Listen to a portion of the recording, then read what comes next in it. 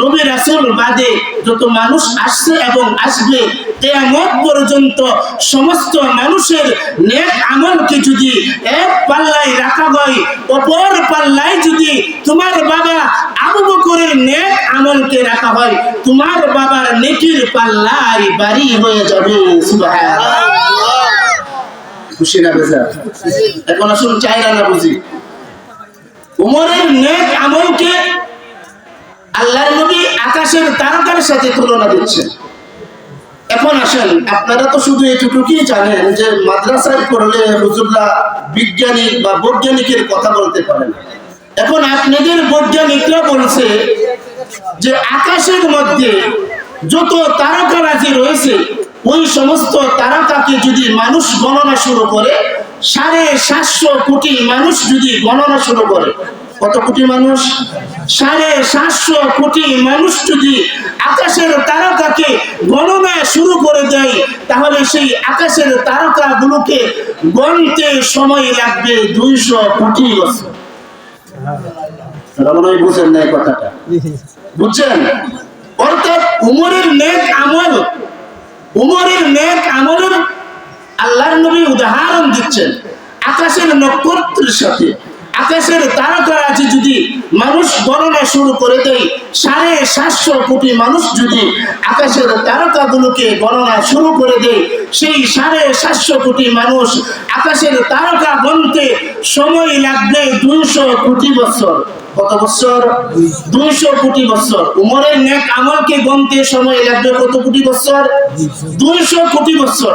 এখন সেই 200 কোটি বছরের নেক আমলকে আমরা 4 ভাগ করি। উমরের চাইনা না নেক আমলকে গণতে সময় তাহলে কত কোটি বছর লাগবে? 50 কোটি বছর। কত কোটি বছর? 50 কোটি বছর নেক আমল চাইনা না গণতে সময় লাগবে উমরের 50 কোটি বছর। আর আবু বকরের কথা তো এখনোই বাকি। আমরা সেই নবীর উম্মত।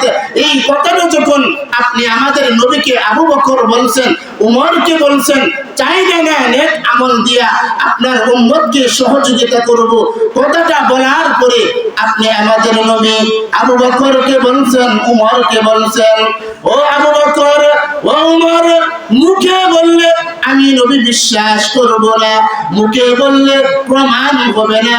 তোমরা যে আমার উম্মতকে চাইনা না নেক আমল দিয়ে সহযোগিতা করবা, এটার প্রমাণ আমাকে দিতে হবে। প্রমাণ কি দিয়া দিবা?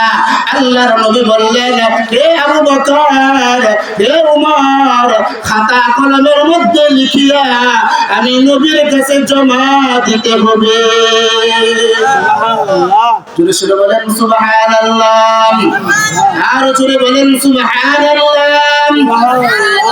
খাতা কলমে লিখে আমি নবীর কাছে জমা দিতে হবে। এই কথাটা শোনার পরে আবু বকরও লিখতেছেন, আমার জীবনের চাইনা না নেক আমল দিয়া আপনার উম্মতকে সহযোগিতা করব। উমরও লিখতেছেন, আমার জীবনের চাইনা না নেক আমল দিয়া আপনার উম্মতকে সহযোগিতা করব। এই কথাটা যখন লিখতেছেন, আমার আল্লাহ জিবরাইলকে জমিনের মধ্যে পাঠাইলেন।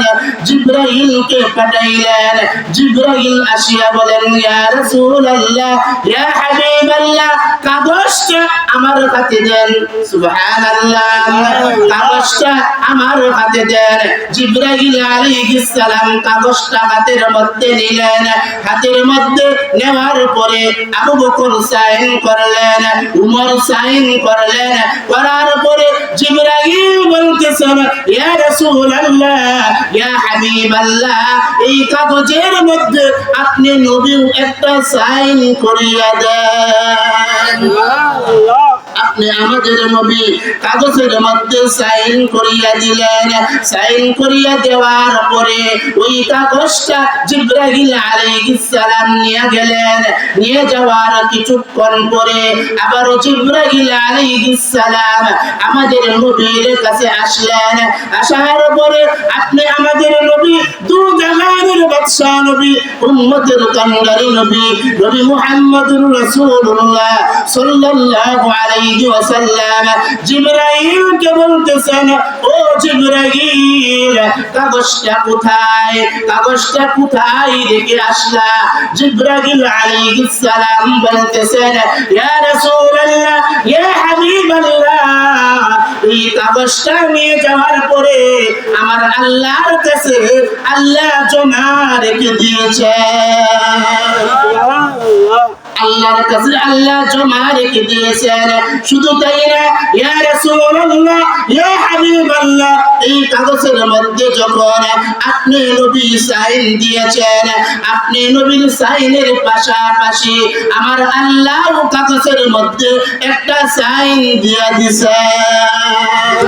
শুধু তাই না, ইয়া রাসূলুল্লাহ, ইয়া হাবিবাল্লাহ, আমরা বড় বড় চারজন ফেরেশতা, আমি জিবরাইল, ইসরাফিল, মিকাইল, আজরাইল, এই চার ফেরেশতারও আল্লাহ সাইন নিলেন। শুধু তাই না, আরশ বহনকারী ফেরেশতাদের সাইন নিলেন। আল্লাহ বলেন, ওয়া কানা আরশুহু আলাল মা, আমার আল্লাহ আরশ বহনকারী ফেরেশতাদের সাইন নিলেন। আল্লাহর কাছে আল্লাহ জমা রেখে দিলেন। ওই হাসরের ময়দান যেদিন কায়েম হয়ে যাবে, ওই হাসরের ময়দানে আমার আল্লাহ ওই দিন আবু বকরের চাইরা না নেক আমল, উমরের চাইরা না নেক আমল, আপনার গুনাহগার উম্মত যেদিন হিসাব নিকাশ দেওয়ার জন্য ব্যর্থ হয়ে যাবে, হিসাব নিকাশ যখন দিতে পারবে না, ওই চাইরা না নেক আমল দিয়া আমার আল্লাহ আপনার গুনাহগার উম্মতদেরকে সহযোগিতা করিবে।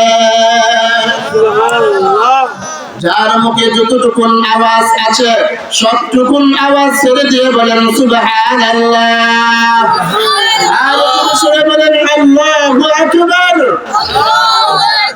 তাহলে চাইরা না নেক আমল দিয়া আমাদেরকে আল্লাহর নবী সহযোগিতা করবেন। আবু বকর আর উমরের, এ যুবক ভাই, এ মুরব্বি বাজার, আমরা সেই নবীর উম্মত। দুনিয়ার মধ্যে থাকাকালীন অবস্থায় শুধু আমাদের চিন্তাই করেছিলেন। আল্লাহর নবী এমন চিন্তা করেছিলেন কিভাবে আমার উম্মত জান্নাতের মধ্যে যাইবে, জাহান্নাম থেকে কিভাবে মুক্তি চাইবে, এমন চিন্তাধারা নিয়ে আপনি আমাদের নবী আল্লাহর কাছে 63 বছর বয়স পর্যন্ত কান্না করেছিলেন। আমরা সেই নবীর উম্মত, এমন একজন নবীর উম্মত আল্লাহ আমাদেরকে বানাইলেন, যে নবী মা আমিনার পেট থেকে যখন দুনিয়ার জমিনে পদার্পণ করলেন, মা আমিনার পেট থেকে যখন দুনিয়ার জমিনে পদার্পণ করলেন, দুনিয়ার জমিনে পদার্পণ করার পরে, এ যুবক, এ মুরব্বি বাজার, আপনি আমাদের নবী দুনিয়ার জমিনে পদার্পণ করার পরে আপনি আমাদের নবী সোজা একেবারে সাজদায় চলিয়া গেলেন। তাহলে আপনি আমাদের নবী মা আমিনার পেট থেকে পড়ার পরে একটা মেসেজ দিচ্ছেন। সেই মেসেজটা হলো, হে আমার উম্মতি, ওয়া মা মালাকাত আইমানুকুম, নামাজ নামাজ নামাজ। আপনি আমাদের নবী মা আমিনার পেট থেকে পড়ার পরে দুনিয়ার মানুষদেরকে একটা মেসেজ দিচ্ছেন। সেই মেসেজটা হলো, এই দুনিয়ার মানুষেরা, নামাজ ছাড়া কোনো গতি নাই। নামাজ ছাড়া কি নাই? নামাজ পড়তে হবে। আপনি যত বড় ব্যস্তই থাকেন, আপনি যত বড় টাকাওয়ালা, যত বড় দাপটওয়ালা, যত বড় সম্পদওয়ালাই থাকেন না কেন, নামাজ কারো জন্য কি মাফ আছে? আওয়াজ দেন না কেন? নামাজ কি কারো জন্য মাফ আছে? নামাজ বাধ্যতামূলক পড়তেই হবে। এই নামাজটা আপনি আমাদের সকলকে জামাতের সহিত, অথবা জামাতে যদি নাও পড়তে পারি, 5 ওয়াক্ত নামাজ যেন আপনি আমার থেকে কোনোদিন কাজা না হই, ছুটে না যাই, এমন চিন্তাধারা আপনি আমাদের সকলের ভিতরে থাকার দরকার আছে না নাই? একটু আওয়াজ দিয়ে কথা বলেন, দরকার আছে না নাই?